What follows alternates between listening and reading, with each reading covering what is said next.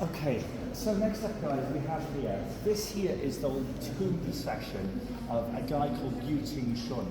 Now, Liu Tingxun was actually an army general in the Tang dynasty, so this is a period of time when I guess the Chinese empire was thriving.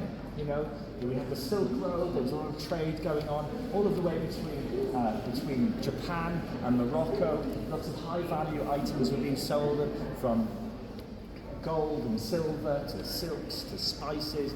Lots of things were being traded. So of course there was a lot of money being made and many of the emperors were very, very rich. Now, Liu Tingxun was an army general and he died at the age of 72.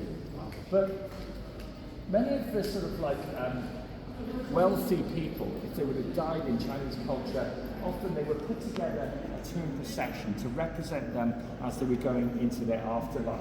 And some of these earthenware items that have been glazed really represent some of those. So right at the front here, what do we have? Well, these would have been some of the guarders, some of the warders.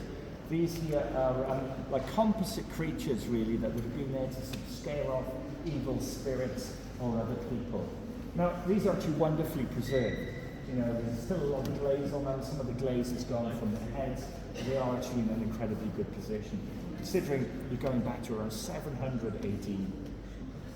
Next up here we have these two sort of Chinese kings. Of course they're there to represent Liu Tingxun as he's going there into his afterlife.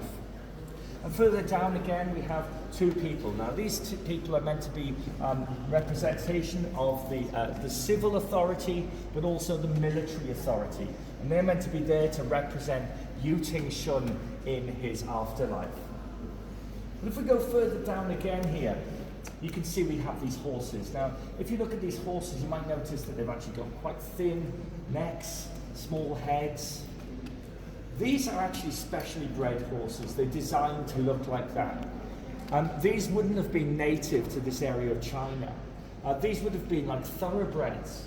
This would have been like having a sort of Rolls Royce or a Bentley in the kind of procession here to represent Liu Tingxun in his afterlife. But then just at the bottom here, right at the end here, we have these camels.